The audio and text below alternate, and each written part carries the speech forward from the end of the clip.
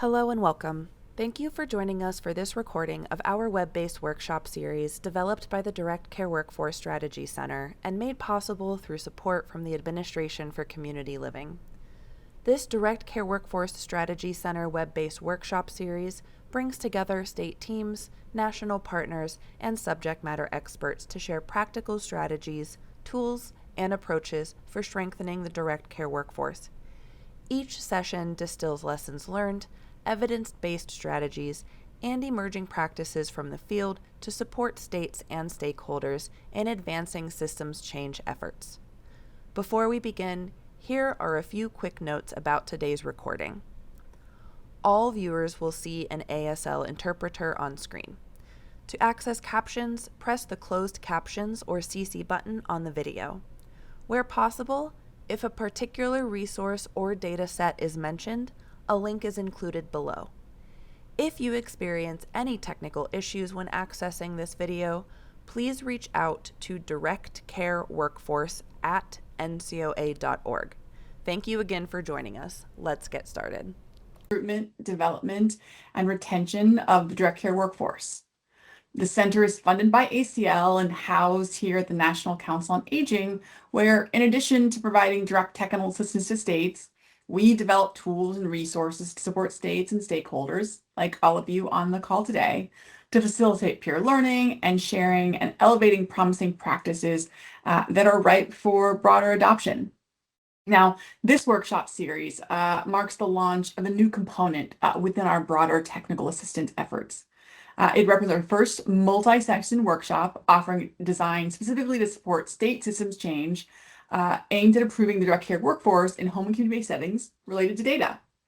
Now, we're excited to add this format to our existing TA supports and to create a space for deeper learning, peer exchange, and practical application.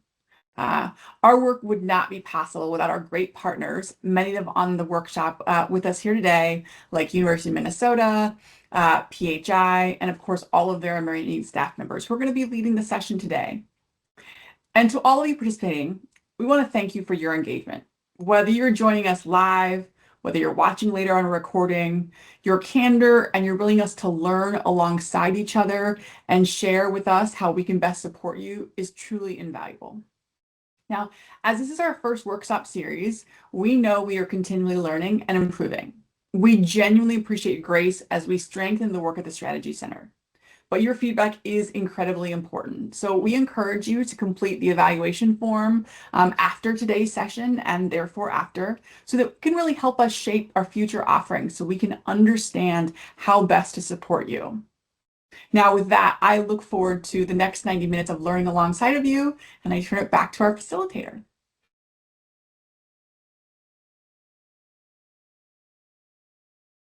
I think I can take over from here. Hi, everyone. Can we advance slides, please? And I think, okay. So today we are going to go through this is the second workshop in the series. We're going to have a presentation from myself. I am Julie Bershadsky from University of Minnesota, Institute on Community Integration. And then we are going to have some state insights from our partners at Kansas, which is wonderful. We're very happy to have them. There's going to be time for question and answers specifically to the Kansas team. And then we're going to break out into small group discussions and then have a larger group discussion at the end. Next slide, please. And Nicole already spoke. Yep. Next slide. And one more. All right, I'll start here. So thank you for being here today. In our last session, the first workshop in the series, we talked about the foundational pieces of building a strong direct care workforce data strategy, identifying partners, defining the workforce, clarifying your data needs, and beginning to explore potential data sources. Today, we're moving from concept to structure. This session is really about how to take the data sources you already have, because every state has something, and begin using them strategically, not just collecting data and not just responding to reporting requirements, but building intentional workforce data infrastructure. Next slide, please. So today's goals and objectives are really to help you start setting a clear strategy for developing state-level direct care workforce data, infrastructure, and practices. We're going to focus really on three things: understanding your data sources a little bit more, aligning your data sources to your workforce questions, and then understanding and prioritizing gaps.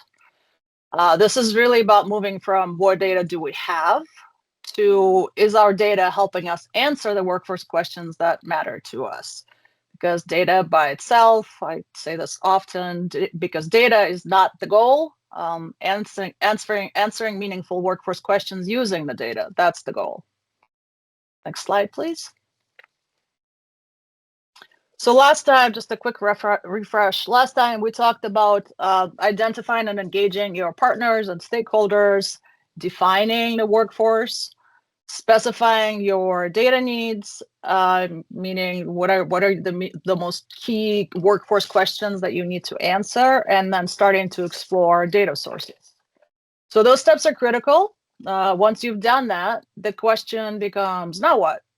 Many states get stuck there. You have lists of data sources, you have stakeholder input, you have workforce questions, but you don't have a structured way to align them or start looking at those data sources. So today is about starting to do that. And we'll begin with, next slide, please. So we'll begin with sort of understanding your data sources. And I want to emphasize something, that it's understanding your data source is not the same as knowing that it exists. It means systematically cataloging it, digging into it, and asking structured questions about it. Next slide, please. So what do you need to understand and catalog about your data, the data sources that you have now, the potential data you're considering including? When we talk about cataloging and understanding data sources, there are 6 major categories that you should sort of, well, 7, that you should think about and start mapping your data sources to. Those major categories are administrative details, population and coverage, which data elements, specifically workforce data elements, are included, data characteristics, linkage and integration, data quality and limitations, and then finally access and use. And if this sounds like a lot of detail, it is, but it's because if you don't understand these dimensions, you can't make strategic decisions about your workforce data systems. Next slide, please. So starting with administrative details, what you'll want to understand and catalog is obviously the name of the data source, but then also the owning agency or division, primary purpose of the data collection as it was intended, statutory or regulatory basis if that's applicable, and then data steward and contact person. Why does this matter? Well, besides the fact that you'll want to know whom to contact, it matters because workforce data is often collected for various purposes by various agencies. Sometimes you may not even know what is being collected because it's being collected for entirely different purpose. It is important to understand why it is collected and who owns it. It also tells you who needs to be at the table if you want to change or enhance it. So next, population and coverage. This refers to basically understanding what the data source covers. So which programs are included, which service settings are included, which workforce types are included, and remember you define your workforce in the first workshop. Geographic coverage, and then also whether it is sampling or population based, so whether it covers everyone and not in the population that you're interested in, or if it's a sample of those.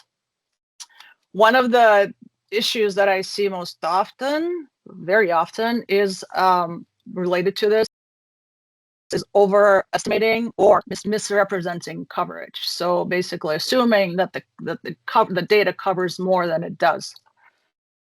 A data source might feel comprehensive, but only cover waiver funded services, for example, or only licensed providers, for example, or only certain counties, for example. If you don't clearly map the coverage, you can't interpret findings accurately. Next slide, please. So data elements included, we'll talk about that next. So we'll look at the data elements, specifically the workforce data elements. So data elements related to the workforce.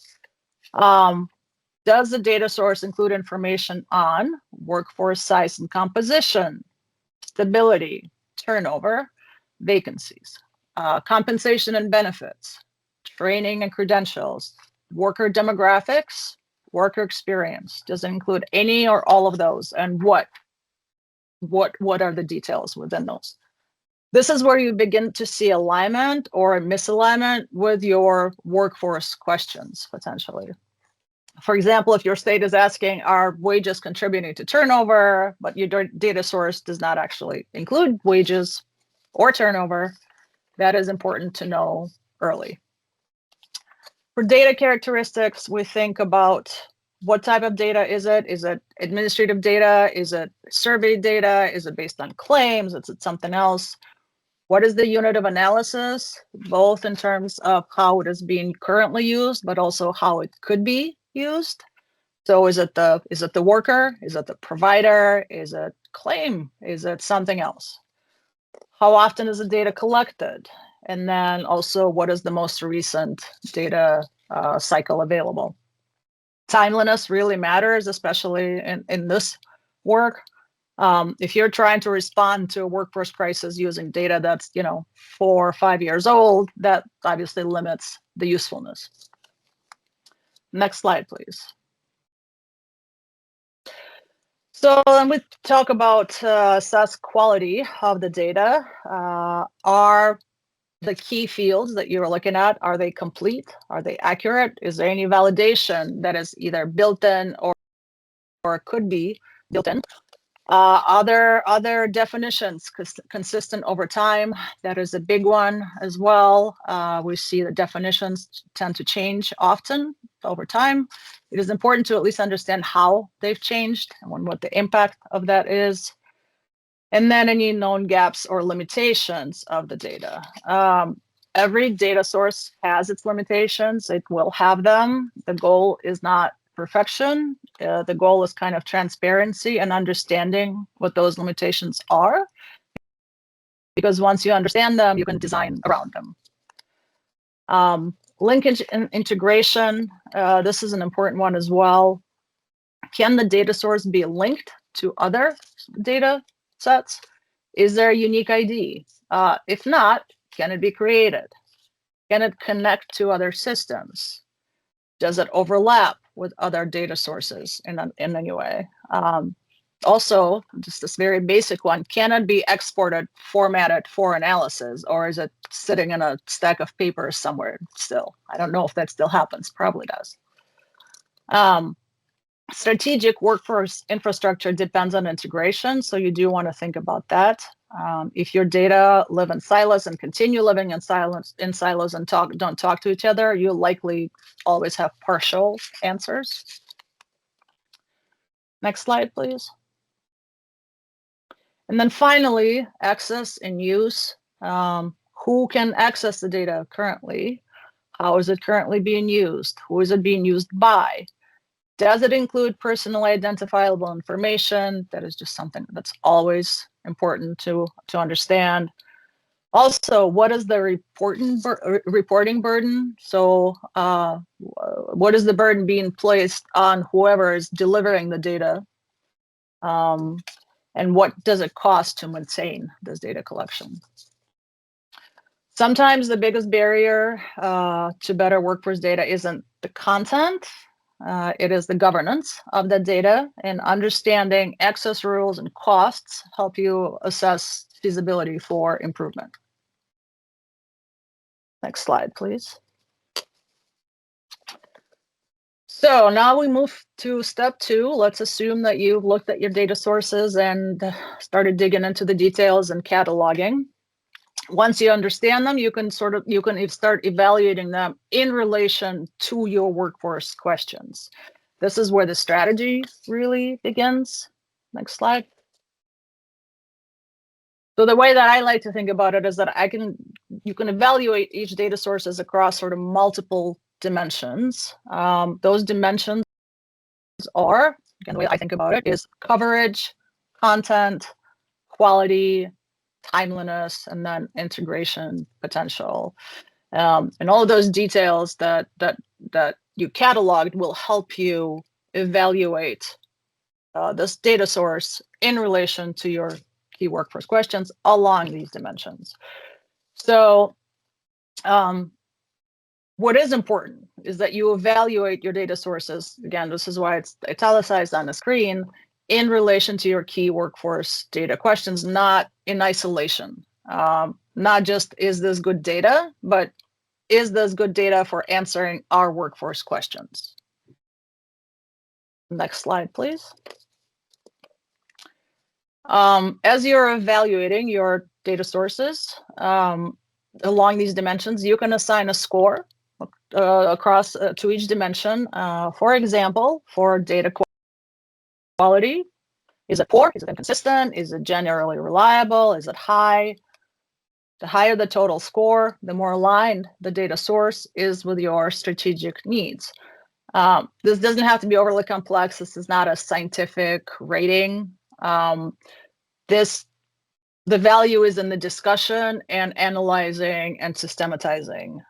Scoring forces clarity, and it forces agreement on strengths and weaknesses, and then that creates a structured way to sort of compare data sources and let you know where it would be worth focusing energy. Next slide, please.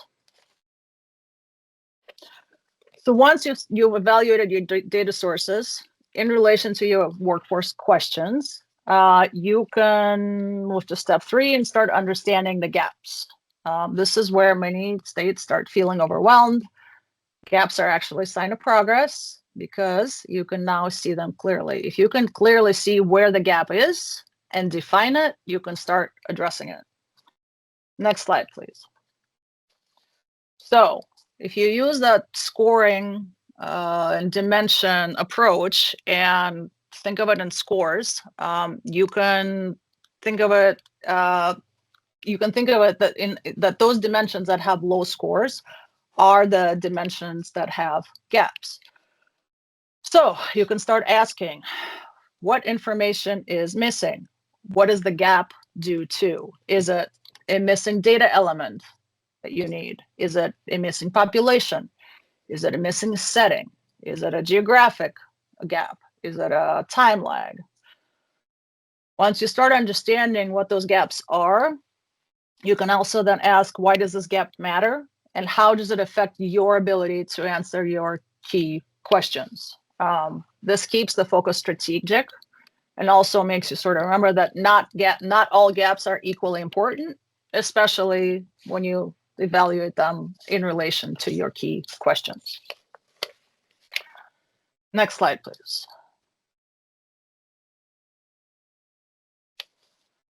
So the way that you want to start thinking about those gaps and understanding those gaps is, once you've identified them, you can start examining the root causes. What is the gap due to? Is it policies? Is it policy constraints? Is it technology limitations? Is it cost? Is it reporting burden? Is it lack of coordination? Is it something else? Understanding those root causes helps you determine whether a gap is solvable and how. Then you can start prioritizing. Some gaps are going to be quick wins. Maybe it's a definitional issue that can be aligned across systems and would immediately have a large impact on your ability to answer those questions.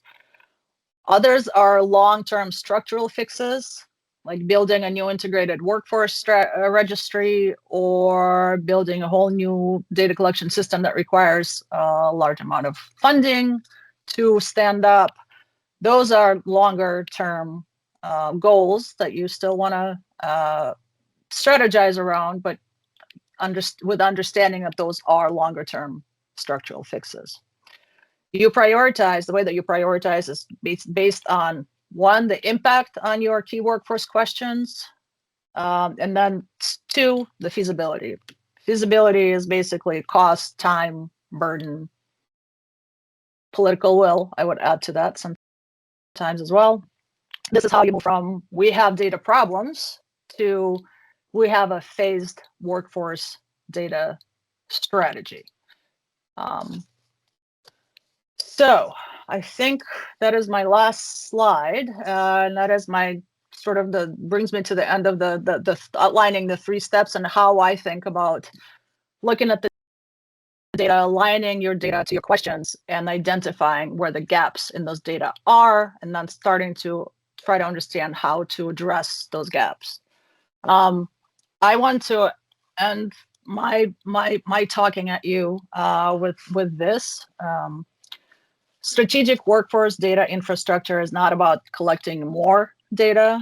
It is about intentional alignment, and it's about using that data, understanding what you have, knowing what it can and cannot answer, being honest about gaps and being able to describe them and clarify them, then prioritizing improvements based on impact and feasibility.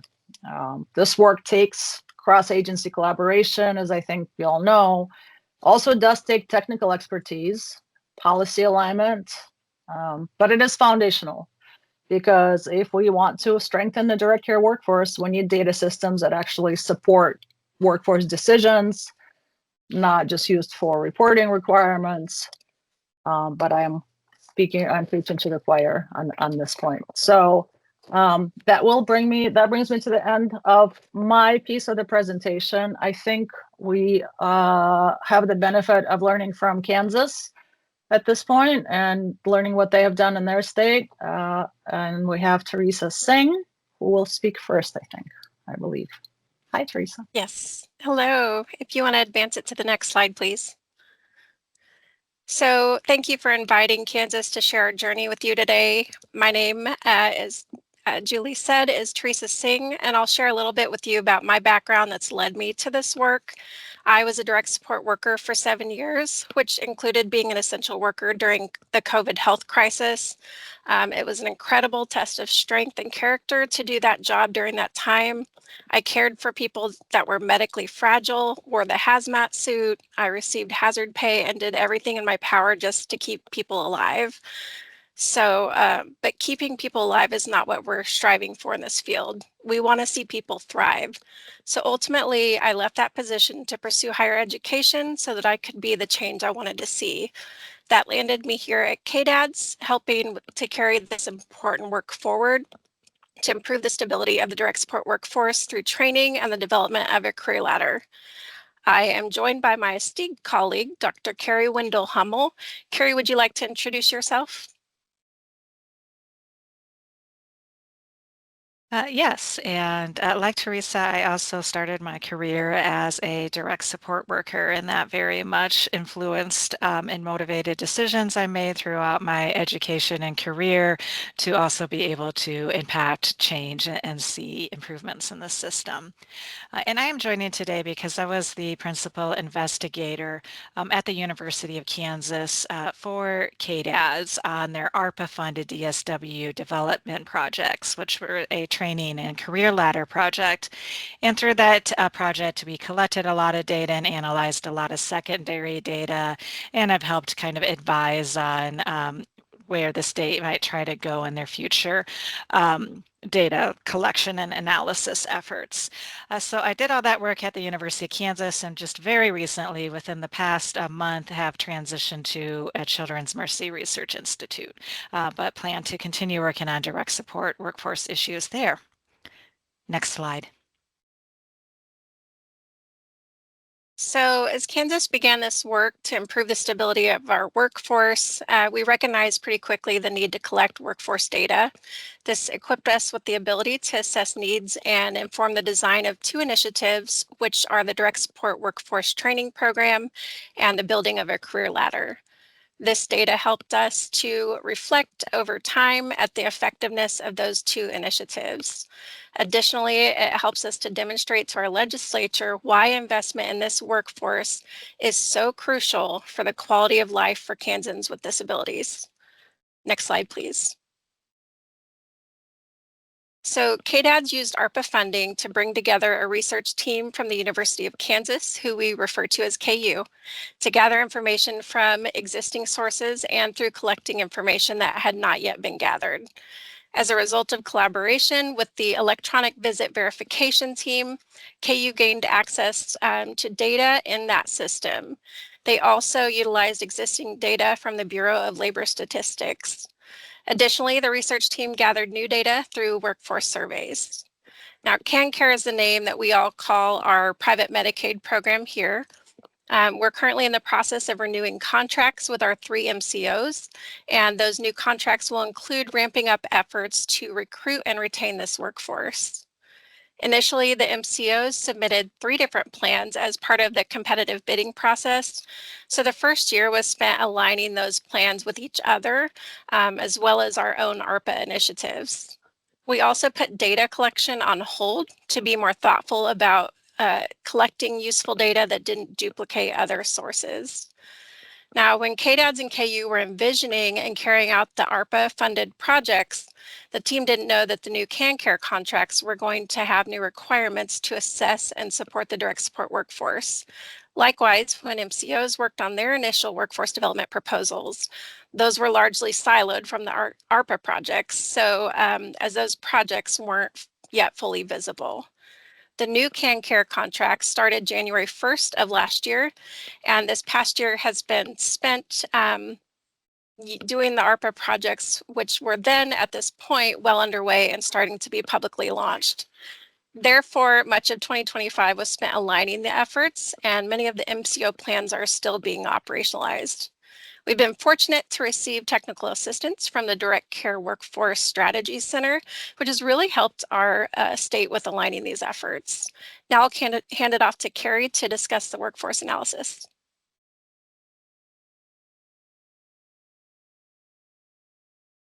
Yeah, thanks, Teresa.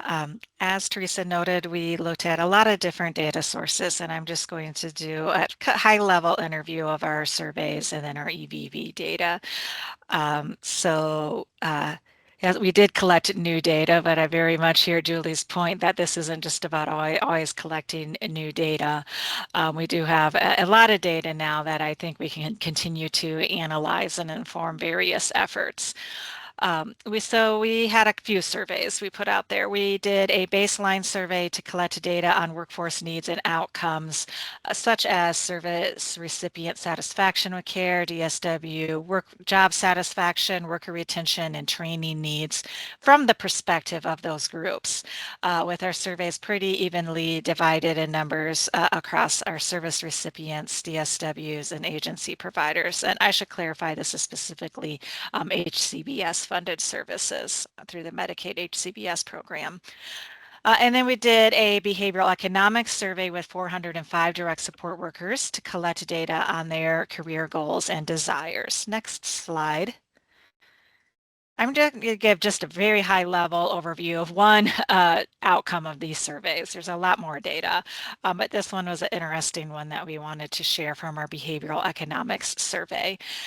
So in that survey, we asked the workers to rate, we provided them a list with 21 different job factors and characteristics and asked them to rate each factor in regard to how important was that to them, and then how satisfied are they with that being met in their career. And so the concerns report method looks at the combination of those. And so the top strengths shows us those areas that were both highly important to our workforce and they are highly satisfied with, over here on the left side of your screen. So there we largely saw that it was the intrinsic characteristics of the job, the relationships with the people they work with, and finding the work meaningful. The weaknesses then were those areas that were still highly important to our workers, but they were low satisfaction. And there you can see it's more the structural characteristics of a job, benefits and pay. Next slide. But then we did something real exciting, and I think this speaks more to the theme of today's presentation, is we got our hands into the EVV data. This is the electronic visit verification system that is required by CMS, that all states use some kind of EVV system as the time clock and verification system for HCBS funded DSWs who work in home-based settings. And it has been noted by other scholars that this was a potentially rich data source for doing a labor market analysis, better understanding workforce trends. But to date, again, it largely had not been done by any states. I think a couple other states are also working on moving in this direction, though. Very rich data source to note key gaps and limitations. It is only our HCBS funded workforce, and it is only those HCBS funded workers who are in the home-based settings. So a limitation is we aren't capturing our DSWs who are in residential or day services. So we were able to receive and analyze the 2024 Authenticare data set. Authenticare is the vendor, the system that we use for our EVV, which contained records of over 27,000 service participants, the HCBS consumers who are receiving care, and 25,000 DSWs. 2024 was the first full year of data that also included agency-based systems. For those who are familiar with EVV and its history, you'll know that states had traditionally adopted this for self-directed care, and then over time, CMS also required that it be 2024 was the first year that we had both self-directed and agency-based individuals in the data set, and so that was why we data was in 2025, so the 2025 data just wasn't in yet. We learned a lot of interesting things with that data set. Some of it was new information for us. Some of us was just kind of confirmed what we already suspected, but gave us more precise statistics. We learned that over 77% of our home-based workforce is self-directed. We knew we had a large self-directed workforce in Kansas. This really put a solid figure on it and really reiterated the importance that all of our direct support development efforts are tailored to the self-directed program, that we can't have policies and policies or development initiatives that exclude that workforce, because it is the majority of our. So learn that individuals who are self-directing their services is growing. It grew by 6.1%, but the self-directed workforce only grew by 4.9%. So there is a gap there in which a number of individuals directing their services is growing faster than the number of self-directed workers available to serve those self-directed employers. And that reiterated what they are also telling us in surveys and interviews, and how challenging it is to recruit workers. We calculated, and this is challenging because we only had 1 year of data, so there's some assumptions that had to go into this, but we calculated a 38% annual turnover rate with higher turnover in agency-based compared to self-directed. Now, there's a lot more data analysis we wanted to do, and ultimately we ran out of time and there was just data anomalies that need to be addressed. But that kind of points to, again, to kind of the gaps and the areas where potential for improvement. We believe that if there was more time and these data issues got worked out, like missing data, some of that might have just needed more time to figure out with the state, the folks who own the data, what was going on and how to make sense of that data. Some of it might require more stringent expectations of our providers who are inputting the data to make sure that there isn't any missing data. But we feel that those issues can be addressed. It's a very kind of reasonable goal to work towards addressing those data anomalies. And then if done so, the state can get a more precise turnover rate and then track that longitudinally so we can see if we're making progress. We really wanted to look at unfilled care hours. We weren't able to. But again, if the data anomalies get addressed, you should be able to, because there are the approved care plan hours in the system and the filled care plan hours. The problem we are running into is that there were multiple approved care hours, so we didn't know which one was the current and most accurate one to go with. But that is definitely an issue that can be resolved and allow a really important analysis of how workforce shortages lead to unmet care needs. Scheduling an hour trends for our workers, geographic distributions. Kansas is a very rural state, also has urban areas. I think some heat mapping could definitely come out of this data set and be really helpful. Next slide. And then I just wanted to briefly share, as Teresa noted, a key role for data is to help our policymakers and stakeholders understand the need for investing in this workforce. So we did prepare, and I'm not sharing this in detail, but you can get, I think we asked for a copy of the infographic to be shared, or you can reach out to us. From all the data sources, our surveys, the census data, the EVV data, we pulled out what we thought was kind of most compelling and put it into this front and back infographic to share with our policymakers and advocates. And I spent some time when I had a day off between my jobs, went to the Capitol and dropped these off with a bunch of legislatures. And to really kind of emphasize what our needs are and where Kansas is compared to other states and what we found from the data on unmet care needs. All right, next slide, and turning it back to Teresa, I believe. Yeah, so as I mentioned earlier, the operationalization of our MCO proposals is still in progress. As a reminder, 2025 was the first year of the new CanCare contracts with the new workforce development requirements.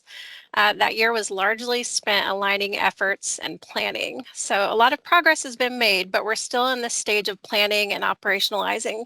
But here are some plans that MCOs have for the upcoming year that pertain to the direct support workforce data collection and tracking. Sorry, there's some background noise. KU had convened an advisory board to advise the ARPA-funded training and career ladder projects. The MCOs would like to revamp and continue this effort now that the ARPA funding has ended. The ARPA-funded surveys conducted by the University of Kansas provide a lot of valuable data, and the MCOs are interested in continuing stakeholder surveys to continue assessing needs and outcomes. This is important for that long-term goal of gauging effectiveness of capacity building efforts. Next slide, please. So a few things to take into consideration include fostering collaboration between MCOs because they share the direct support workforce. DSWs are not MCO employers or MCO members, and they often work with members across all three of our MCOs. As much as possible, our data collection process should avoid provider abrasion. So we're using existing data from EVV and the Bureau of Labor Statistics. Also being proposed is a web-based platform for a workforce registry. Under this second bullet, you'll see a few examples of how this single platform could help us streamline data collection. We're currently in the process of working out details for that and selecting a potential vendor.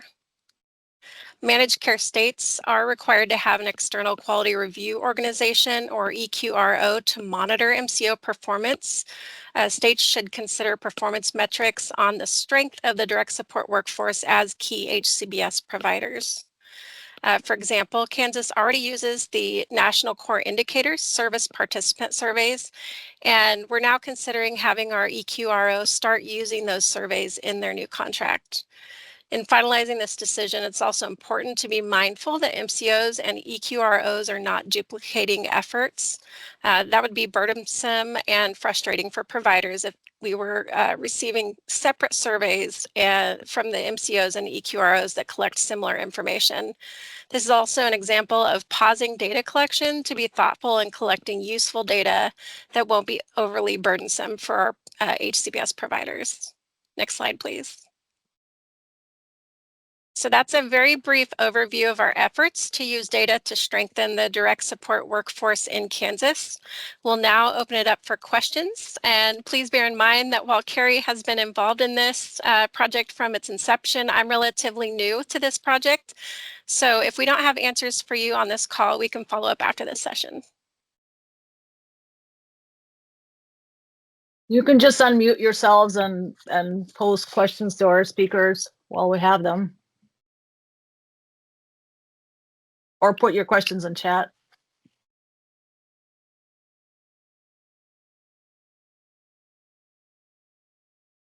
Now do you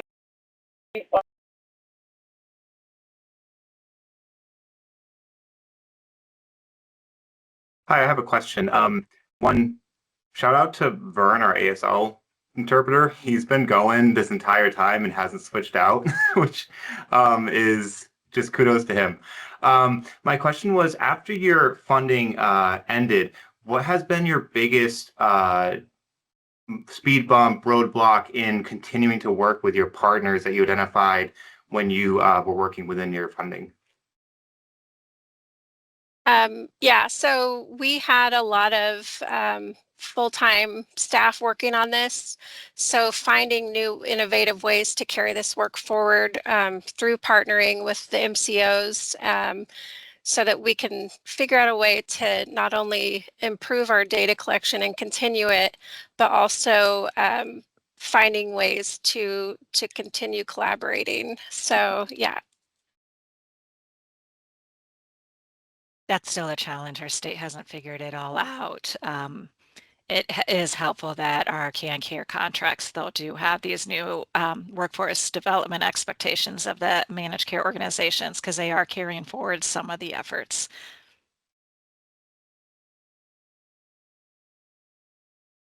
I actually have a question, if I may. Do you find that the MCOs are using the data themselves? That's a good question. We have a couple of our MCOs if they Yes. want to weigh in. I think, this is very hot off the press data. So I have been told it's useful. I don't know what it has translated into yet. I mean, because our final report was due December 31st. So it hasn't even been 2 whole months since we've released some of this data. Yeah, and we still are doing some internal review to look through that report. So it's something that is yeah, like Carrie said, very fresh.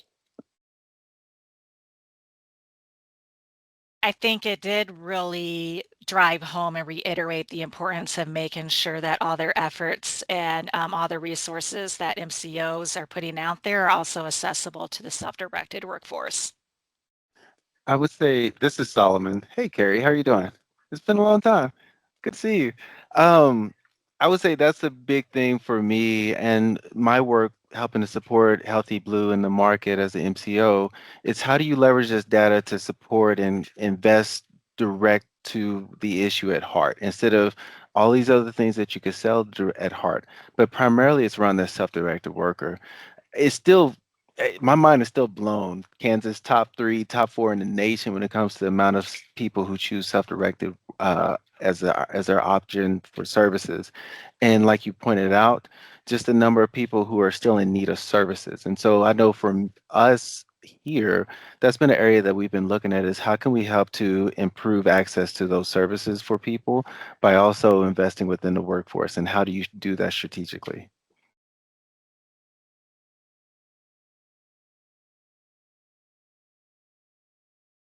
Hi, this is Kezia from PHI. I just wanted to jump off mute and appreciate this presentation so much. I think it's really phenomenal what you all have done and are continuing to lead in terms of triangulating different data sources and bringing together the administrative data with some original survey data and other sources. And I think there's a lot to learn from you all about your journey with EVV data in particular. And kind of, I know it was not a kind of one and done, get the data, figure it out kind of experience. But it does seem that that data set offers so much insight that we really don't have otherwise on this workforce. So just really appreciate your leadership in that area and hope that others of us can learn about how to replicate that effort in other states.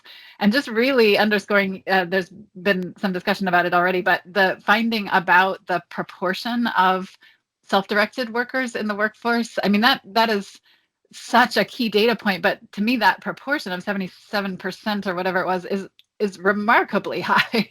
And so I'm just curious about whether how much that actually was a surprise in finding that, or is that what you expected to find and it was good to have it corroborated, or did this actually give you a window into the sort of composition of the workforce that you didn't have otherwise?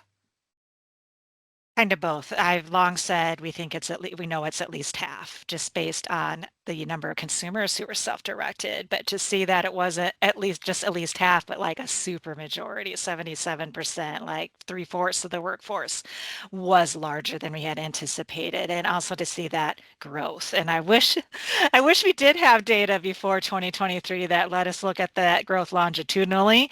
But moving forward, our state could do that. Actually, very, very quickly follow up on that. Do you feel like what you have done with the EVV data, is it set up in a way that will be fairly easy to replicate that analysis annually? Or will it be sort of starting from scratch? I mean, how much of an infrastructure now exists around that? So it was done by our labor market economist at KU. I think if they could pick it up and repeat it real easily. If it was being turned over to our state data analysts, that's a different question. But I also think there's a lot of potential there for collaboration and like imparting that skill. Great, thank you. Yeah, I had questions. One was for the provider surveys you mentioned at the beginning. Was there any incentives that were offered for people to fill out surveys? Was it difficult for them, to get them to fill out the survey? Yeah.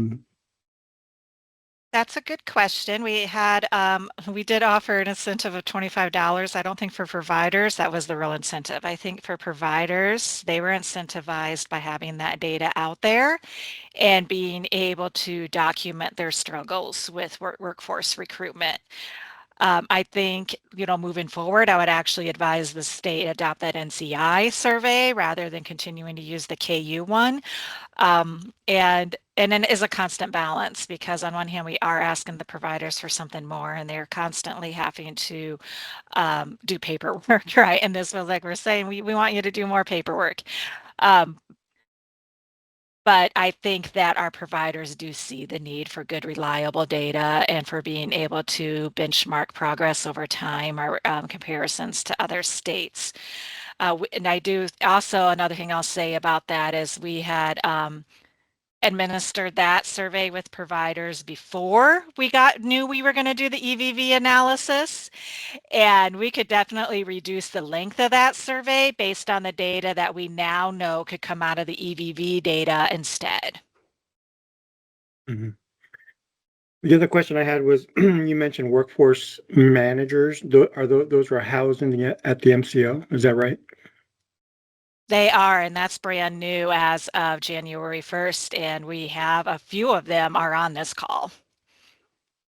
Okay. I'm one of them, actually, yeah.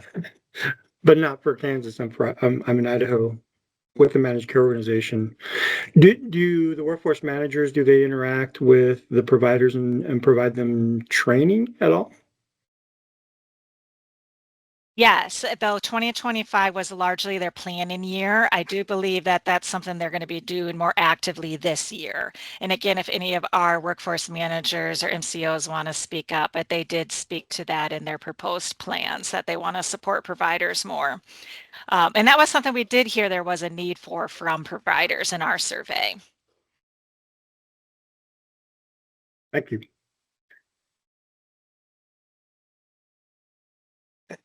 I'll speak up if that's okay. Again, just, to that point, I mean, finding that providing those resources, but also understanding the needs of the providers, because when you look at LTSS, I mean, you have all across the board needs and coming up with strategies and using data in a way that can help inform those strategies and knowing how to best link and really offering that technical assistance and supports to those providers. So if it's addressing a specific area need or linking with job fairs at a community college, local workforce development boards. I mean, there's a lot of different ways that Brianna, who's on the call, who works with Healthy Blue, is really set to help support, but also the other workforce development managers in the states in Kansas as well.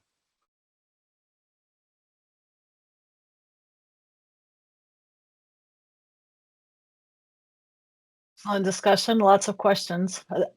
Other questions for Kansas? We do have a small group discussion activity planned, but I think it's so valuable to get the state's experience and perspective that we can spend a few more minutes on picking their brains. Yeah, I had another question, if that's okay. You mentioned career ladder opportunities. Were you able to survey the workforce to see how many direct care workers might try to access those opportunities in the near future? Yeah, that was included in our behavioral economics survey, and I would have to pull up my report to tell you what the statistic was, but the majority did say that they would be interested and they would participate in that. Most indicated that they'd be more interested in that a high level interest in career opportunities within the field that keep them in the field. But then there was a segment that would be interested in college advancing into another career, cross-sector collaboration, and having a career path from being a DSP or DSW into being a nurse or social worker, for example. The interest was really strong, and that was a area of that was noted a high level of dissatisfaction with not having previously had those opportunities. Thank you. This is Heather. I'm one of the workforce managers that's been referenced from Kansas. And I do want to say, I wanted to address, someone talked about training and Carrie didn't bring this up, but Carrie and her team were instrumental at at creating and putting DSW trainings out on our state Kansas Train website so that DSWs could access those and, enhance their skills. So that was made available, and I applaud Carrie for all of her work. You have no idea how smart this woman is and how much she has done for us in Kansas. And so I think there's another person on the call who mentioned United. I work at United, so you could find me and we could probably talk more about the efforts here. But we are doing what we can to keep Carrie's work going and KDADS's work.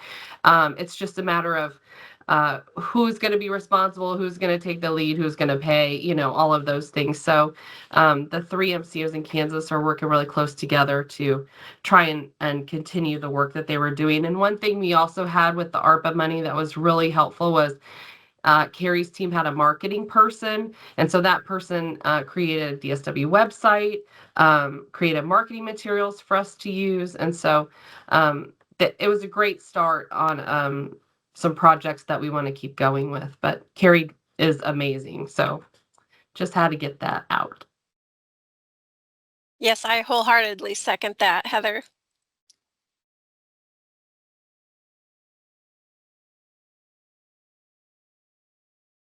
There's also a lively conversation happening in chat, so I encourage you to read that.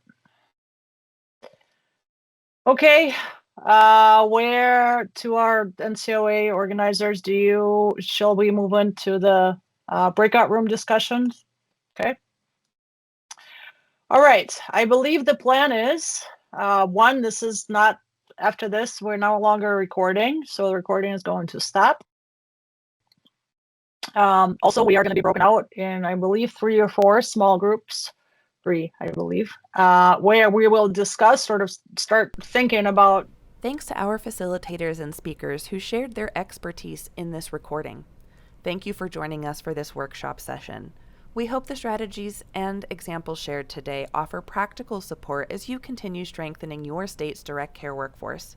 This recording, along with related resources and materials, will be available on the Direct Care Workforce Strategy Center microsite at www.acl.gov/DCW. We encourage you to explore the other sessions in this workshop series, as well as additional lab talks, webinars, and resources for further guidance and promising practices from the field. If you have questions, need assistance accessing materials, or would like to learn more about technical assistance opportunities with the Strategy Center, please reach out to directcareworkforce@ncoa.org.